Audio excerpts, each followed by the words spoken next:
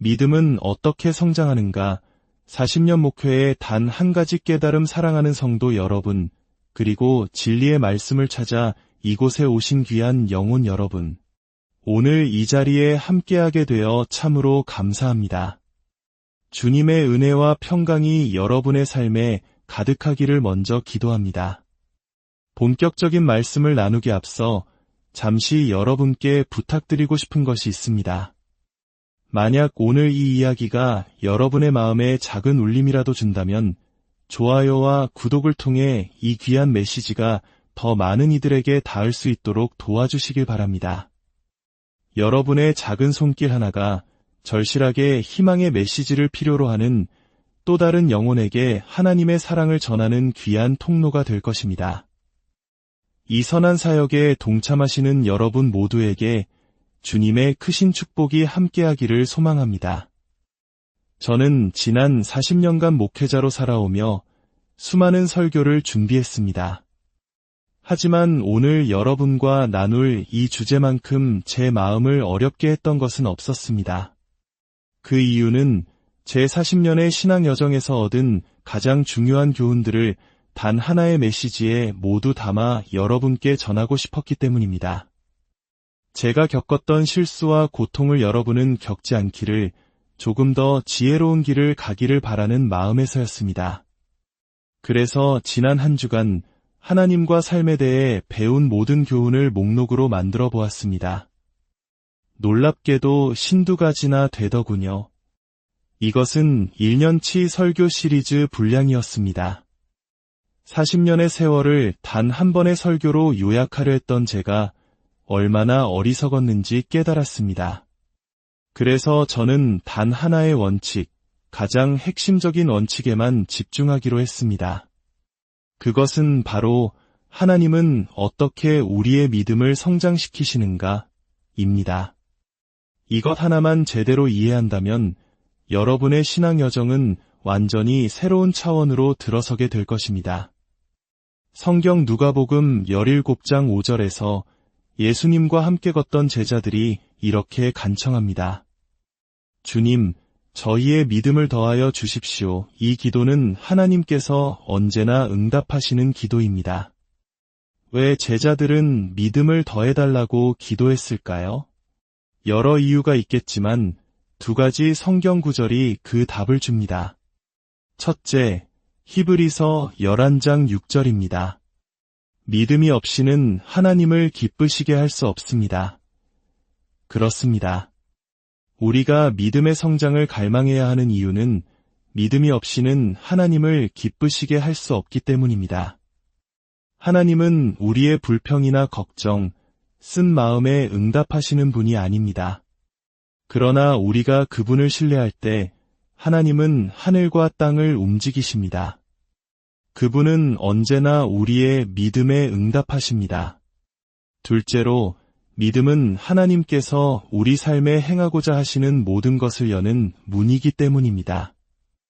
마태복음 9장 29절에서 예수님은 말씀하십니다. 내 믿음대로 될지어다. 이 말씀은 놀랍게도 하나님께서 우리 삶을 얼마나 축복하실지를 우리 자신이 선택할 수 있다는 의미입니다. 작은 믿음을 드리면 작은 결과를 얻을 것입니다. 큰 믿음을 드리면 큰 결과를, 위대한 믿음을 드리면 위대한 결과를 얻게 됩니다. 이것이 제가 40년간 배운 가장 중요한 교훈 중 하나입니다. 골로새서 2장 7절은 이렇게 말합니다. 그분 안에 뿌리를 내려 자양분을 끌어올려 믿음 안에서 성장하고 강하고 활기차게 되십시오. 지난 40년간 여러분의 영적 동반자로서 제 목표는 바로 이것이었습니다. 여러분의 믿음이 자라나고 강건하며 활력이 넘치게 되는 것. 시련의 열기 앞에 쉽게 타버리는 연약한 믿음이 아니라 어떤 폭풍우 속에서도 굳건히 서는 강하고 활기찬 믿음을 갖게 되는 것입니다. 그렇다면 하나님은 어떻게 우리의 믿음을 성장시키실까요? 크게 두 가지 방법이 있습니다. 첫 번째 방법은 하나님의 말씀을 아는 것입니다. 이것은 비교적 쉬운 길이며 하나님께서 가장 선호하시는 방법입니다. 성경을 읽고, 듣고, 공부하고, 암송하고, 그것에 대해 이야기할 때 우리의 믿음은 자라납니다. 로마서 10장 17절은 말합니다. 믿음은 들음에서 나며 들음은 그리스도의 말씀으로 말미암았느니라. 만약 여러분의 믿음이 약하다고 느껴진다면 그것은 하나님의 말씀을 충분히 가까이 하지 않고 있다는 신호일 수 있습니다.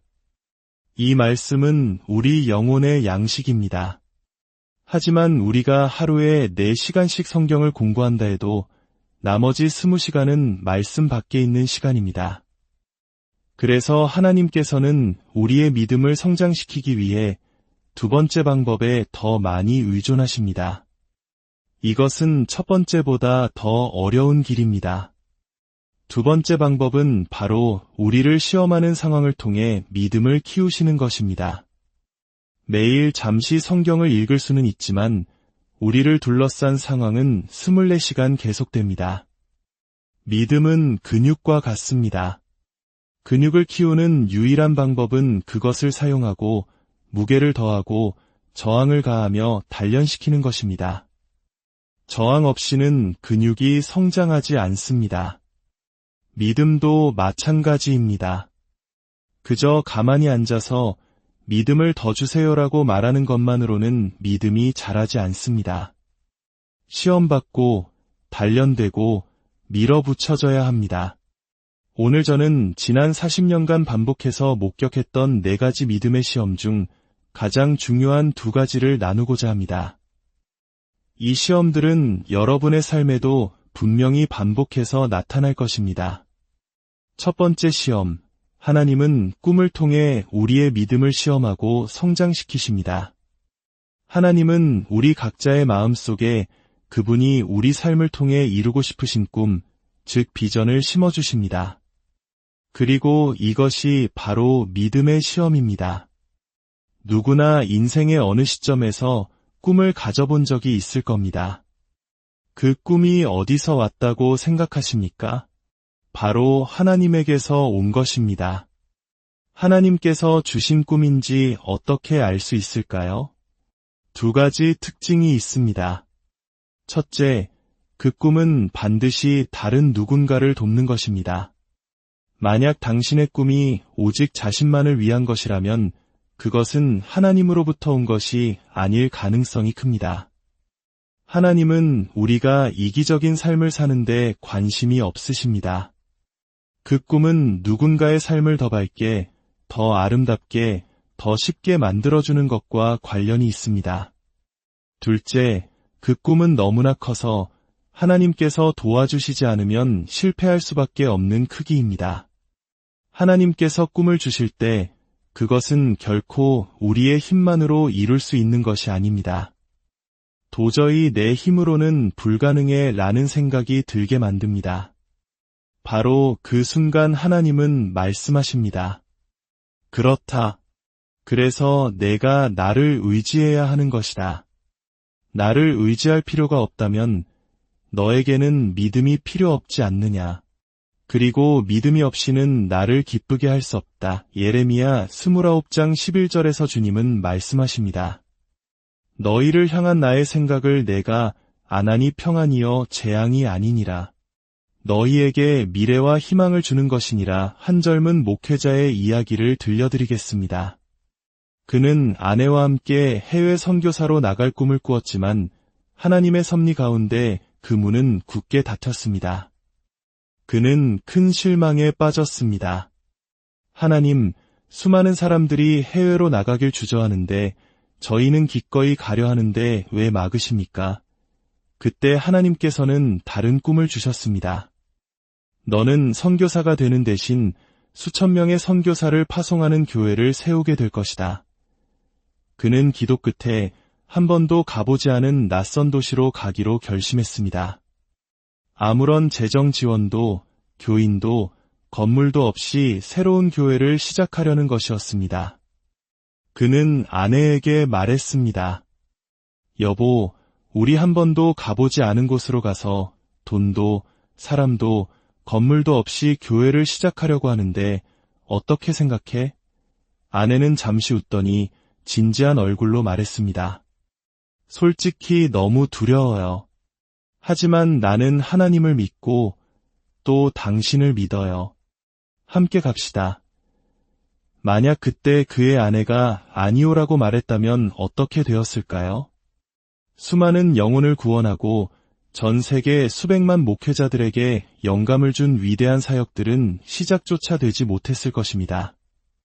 누군가 하나님이 주신 꿈을 이야기할 때 우리는 결코 그 꿈을 꺾는 사람이 되어서는 안 됩니다. 물론 두려웠습니다. 하나님이 주신 꿈은 언제나 두렵습니다. 그렇기 때문에 믿음이 필요한 것입니다. 용기란 두려움이 없는 상태가 아닙니다. 두려움에도 불구하고 하나님께서 하라고 명하신 일을 행하는 것이 진정한 용기입니다. 평안은 행동하기 전에 찾아오지 않습니다. 믿음의 발걸음을 내디딜 때 거친 파도가 갈라지는 것을 볼 때 비로소 평안이 찾아옵니다. 그는 25살의 나이에 낯선 도시에 도착했습니다. 수중에 돈 한 푼 없어 그날 밤 트럭에서 자야 할 형편이었습니다. 그는 부동산 사무실에 들어가 이렇게 말했습니다. 저는 교회를 시작하러 왔습니다. 돈도, 교인도, 월급도 없습니다. 하지만 살 곳이 필요합니다. 모두가 비웃을 법한 상황이었지만 하나님은 길을 예비하셨습니다. 한 부동산 중개인이 그를 믿어주었고 집주인을 설득해 보증금 없이 첫 달 월세도 면제받게 해주었습니다. 며칠 후에는 한 번도 만난 적 없는 다른 교단의 성직자에게서 전화가 왔습니다. 하나님께서 당신의 첫 2달치 월급을 제가 내주라는 마음을 주셨습니다. 하나님은 꿈을 따라 움직이는 자를 결코 외면하지 않으십니다. 그는 15명 남짓한 사람들과 함께 첫 예배를 준비했습니다. 그리고 부활주일에 첫 공식 예배를 드리기로 했습니다. 그는 담대하게 믿음으로 그 교회의 비전을 선포했습니다. 수만 명의 성도를 환영하고 수백 명의 선교사를 파송하며 지역 사회를 섬기는 꿈을 말입니다. 그 말을 듣고 있던 사람은 고작 60여 명의 낯선 이들이었습니다.